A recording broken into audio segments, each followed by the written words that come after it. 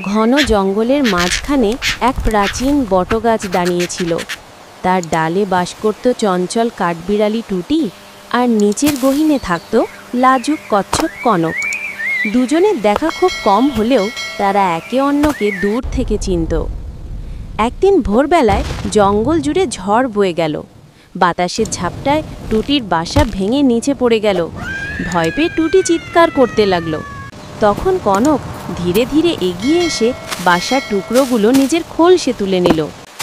সেগুলো নিয়ে বটগাছের গোড়ার পাশে নিরাপদ জায়গায় রাখতে শুরু করলো।